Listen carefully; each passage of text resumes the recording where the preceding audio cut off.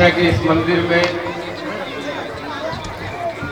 PDR school की इस वार्षिक उत्सव में आज के इस कार्यक्रम में अध्यक्षता कर रहे हमारे जिले में और इस समाज में एक नई मिसाल पैदा करने वाले, और मैं तो इनसे, इनकी कार्यशैली से और जिस तरह से समर्पित भाव से काम कर रहे हैं, अरविंद जी और हमारे सबके मार्गदर्शक भी हैं, और गौशालाओं के लिए अपना जीवन समर्पित करने वाले आदरणीय निरंजन सिंह जी दानू साहब आज के इस कार्यक्रम में विशिष्ट अतिथि के रूप में बैठे। हमारे झुंझुनू नगर परिषद के वरिष्ठ पार्षद भी हैं, और यहाँ नेता प्रतिपक्ष के रूप में आदरणीय बुद्धराम जी, हमारे पूर्व सरपंच साहब और भारतीय जनता पार्टी के प्रधान के उम्मीदवार भी रहे, हमारे साथ सदैव साथ देने के लिए आदरणीय अर्जुन सिंह जी, इस संस्था के संस्था प्रधान, मैं बालोटिया परिवार का भी बहुत बहुत आभार व्यक्त करना चाहूँगा कि इस तरह के बच्चों के कार्यक्रम में आने का न्योता मुझे दिया, और मुझे हर्ष का अनुभव हो रहा है कि आप लोगों के बीच आने का अवसर मिला। अरविंद जी के बारे में अभी हम बात कर रहे थे कि इकोनॉमिक्स में इन्होंने पीएचडी कर रखी है, और जिस तरह से ये लगे हुए हैं, अपने पंचायत की भी उतनी चिंता रखते हैं, अपने विद्यालय की भी इतनी चिंता रखते हैं, तो जो प्रतिभा इनमें है उसका फायदा सभी बच्चों को मिले। अजय जी और अरविंद जी सहपरिवार इसको विद्यालय को समर्पित भाव से चला रहे हैं। आज पधारे हुए इस कार्यक्रम में जयदेव जी जो संरक्षक भी है इस संस्था के,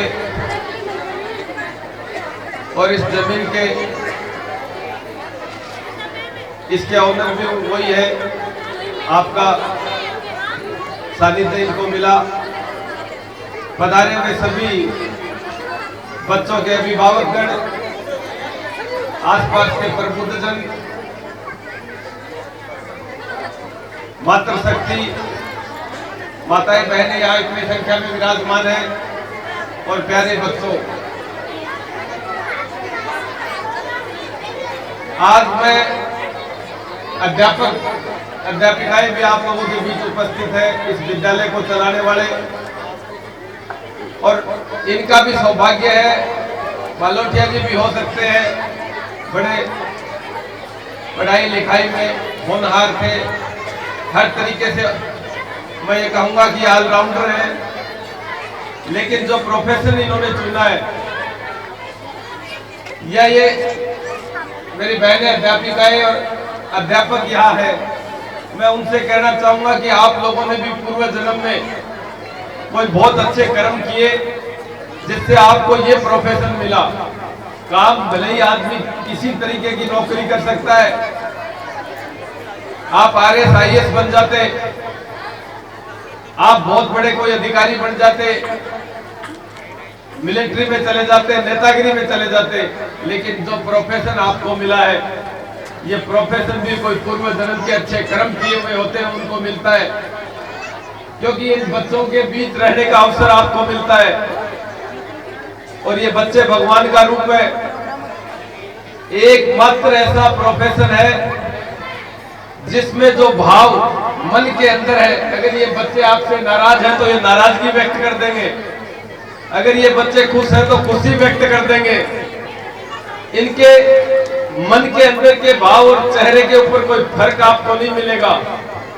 इनके खिलते हुए चेहरे आपको देखने का अवसर मिलता है, इनके बीच रहने का अवसर आपको मिलता है, तो आप बड़े सौभाग्यशाली हैं और आप इनका भविष्य लिख रहे हैं, आप इनको मार्गदर्शन दे रहे हैं। तो इस प्रोफेशन को छोटा प्रोफेशन नहीं माने, मैं तो बहुत आपको सौभाग्यशाली समझता हूं। और इन बच्चों को जिस तरीके की शिक्षा, हम पाश्चात्य शिक्षा के ऊपर ज्यादा चले गए थे, पश्चिमी देशों की नकल करने लग गए थे, उस जरूरत को भी ध्यान में रखते हुए कुछ मानवीय मूल्य, कुछ इंसानियत के ऐसे पाठ भी आप इनको पढ़ाएं, कुछ सामाजिक काम भी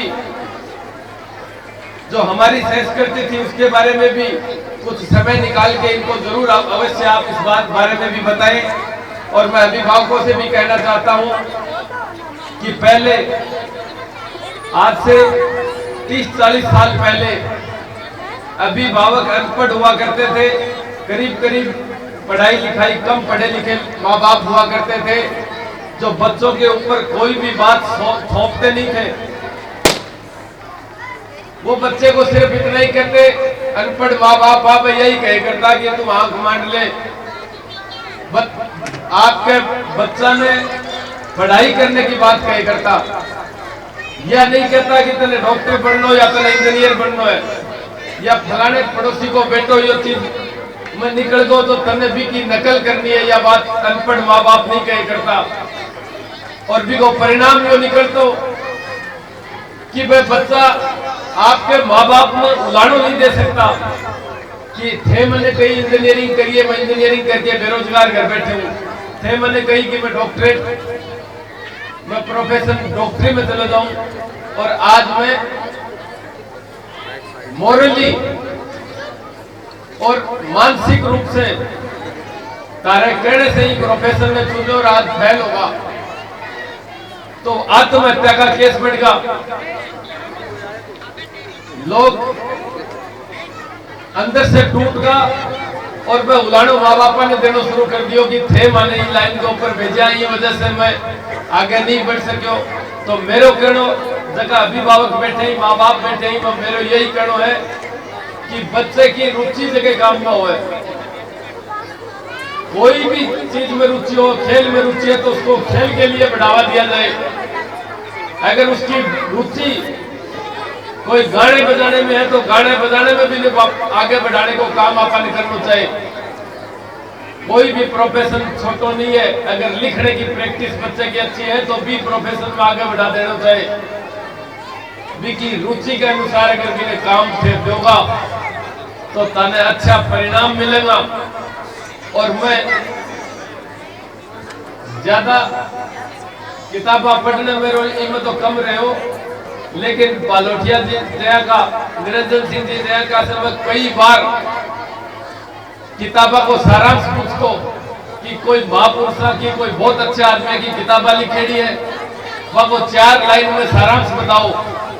और सारांश ये निकल के आयो कि थे कोई भी प्रोफेशन में जाओ, बच्चा ने यह बात जरूर सिखाओ कि थे जिंदगी में 24 घंटा एक दिन में समय हुआ है, में से 7 से 8 घंटा अगर ईमानदारी से तारे कोई भी प्रोफेशन आगे बढ़ाने के लिए दोगा तो दुनिया की कोई ताकत तारे सफल होने में रोक नहीं पाओगी।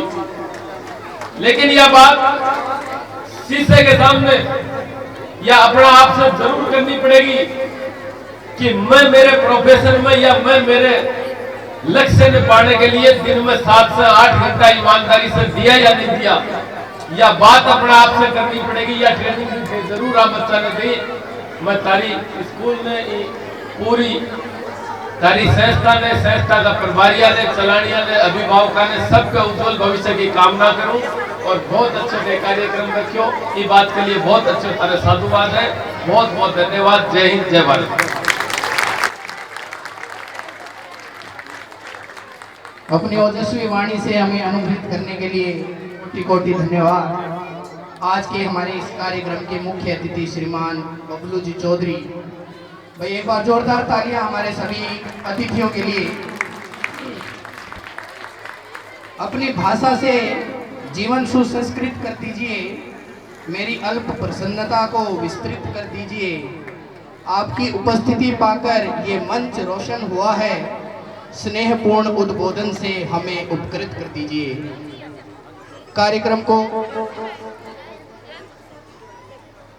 कार्यक्रम के इसी बीच हमारे पार्षद साहब श्रीमती शारदा जी उपस्थित हैं। मैं जोरदार तालियों से उनका स्वागत करता हूं।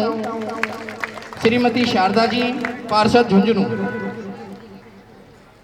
कार्यक्रम की अगली प्रस्तुति के लिए आमंत्रित करता हूं कक्षा सेकंड की छात्राएं केसरिया बालम, राजस्थानी सॉन्ग के लिए सॉन्ग एंड डांस केसरिया बालम।